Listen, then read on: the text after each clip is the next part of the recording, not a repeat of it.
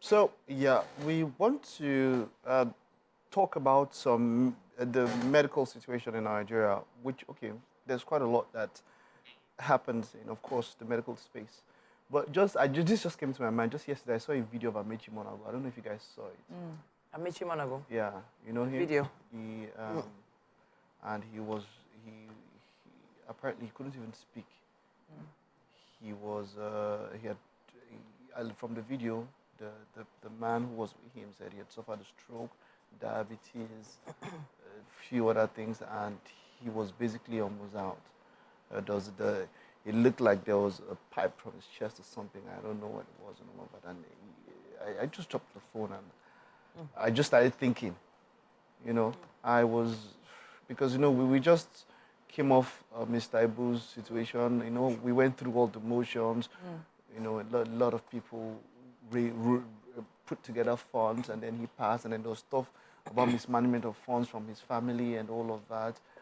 And, you know, a lot of things just were going through my mind. You know, I felt it because I know how much joy he gave us and all of that. So, but then what we wanted to talk about, that's an aside. All we wanted to talk about was a particular situation. I think this was also on social media, where a young lady who, I think she missed her period. It was a case of 3 months or so, and she went to the hospital for a checkup, and I think she went for a second checkup. And she was okay, and then she was told to come in for an emergency surgery of some sort, maybe not a very serious one, only for the father to, not a surgery, some sort of a diagnostic check, only for the father to receive a call to come to the hospital, and then he sees his daughter in the theater in a pool of blood, dead. And apparently, just while she was in the hospital, she took a class. Like, she came in a laptop. She was well enough to take a class.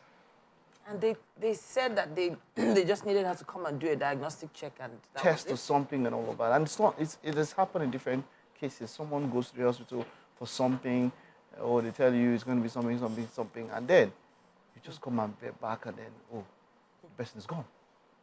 Just like that. And it's not the first time. And, you know, as much as I want to give kudos to the medical profession, I've always said it here that for me, I mean, the medical profession, the health workers are number one after God and all of that. I respect them a lot. But you see, there's that case of negligence and how they react or how they relate with the loss of human life. I know you've seen it so much, but to a lot of times it's like it's nothing to them, you know. So I feel like we look at the medical profession in different ways, depending on how you've, had to engage with doctors and nurses in the past. From the beginning, so from when you're a child and you maybe your parents take you for your immunization, your checkups, or maybe you have malaria or something like that. In Nigeria, we consider malaria minor, but abroad it's not minor in any way. And the first doctor or nurse you come in contact with, that first experience is sort of what tailors how you view hospitals from then on, how you view the medical profession from then on. Maybe if you have a family member, an uncle, an auntie who works in a hospital or a clinic, and they've engaged with you, and you sort of know, you feel comfortable in that area, maybe you wouldn't understand where Mike is coming from.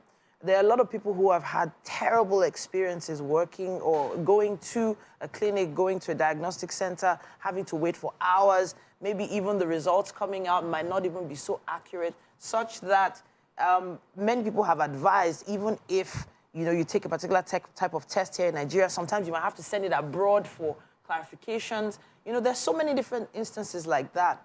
And I feel like we need to look really deeply into the health profession from the very beginning. How are the medical students learning? What sort of environment are they learning in? For instance, the teaching hospitals, what sort of education are they getting from the very beginning? Because it feels like all the great doctors have been poached abroad, and we have maybe not so well, Someone said something. not so well trained residents. Someone said something. here. I'll say now. I will say the person who said the doctors that we have here, the ones that they wrote exam for, the ones that wrote exam and passed, they've gone.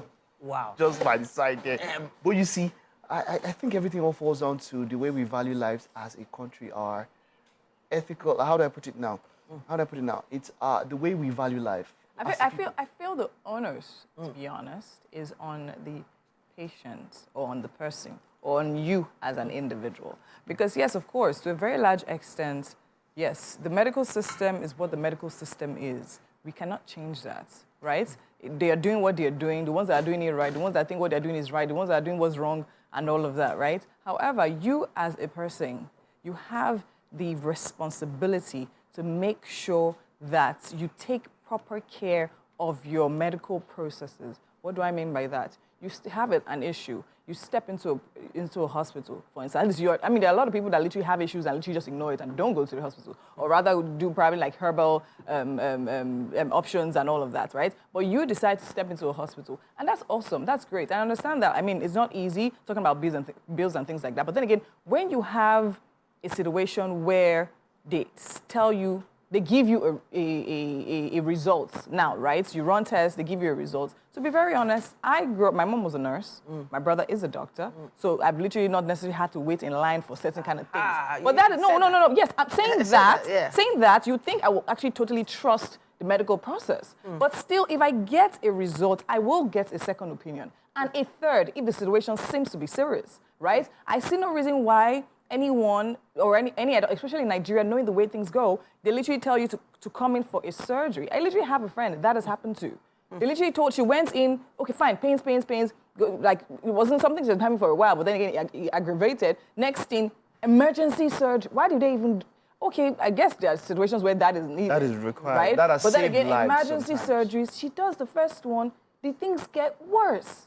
And she has to start look like, at that point, she's now looking for another opinion. I'm like, nah, you could have literally done that and all initially before you allow them to open you, because that's you know what's great in my mind? I have issues with my car, and then I'm thinking about how you have issues with mechanics, and then some are not, some are quacks and all of that. How I'm thinking of the human body, like, oh, exactly. Some people are toying with your radiator and are just carry the radiator and connect and all of that. They hit this one if it works. This is where do we go from all of this? Nigeria is a place where education is really subsidized. I mean, a medical student, what you pay to go through medical school, if you were to go to medical school outside the country, government, you'll be paying maybe probably 50, 100 times even more than this. And there is quality because we see how well our people go out. When they go out. My mind is still blown.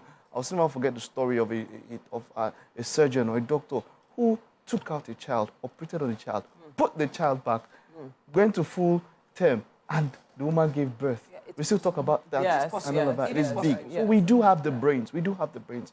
I would say, I wish that maybe at some time we'll talk to a member of NMA or something. Something has to happen to the organization. We need to find a way to value lives even more. Somebody was telling me, a producer on the show was telling me, look, that he went to the hospital and he needed oxygen. He couldn't breathe for 2 hours. Oxygen didn't come. And when oxygen came, they were more concerned about how will you pay for it than for the oxygen. I think the priority, the focus is kind of warped over here. There, they treat first, handle bills later. Do you understand? But then again, now here, they money first before any treatments. I beg, we need you. We need you. We know. I respect our healthcare workers. You are doing a great job. I don't know how to say this, but please find a way to value lives more. There is just another thing to say, really, just one more thing to say, and that is, let's look to prevention. Let the medical system not happen to you. Of course, definitely. Eat healthy, be healthy. Maintain a healthy lifestyle. Exactly. Work out. All right. Okay. Stay with us. We'll take a time out now. When we get back, it's Ikorodu Food Fair. I'm very excited about that one. Chef Tina. We'll be back on the flip side. Always here with something interesting.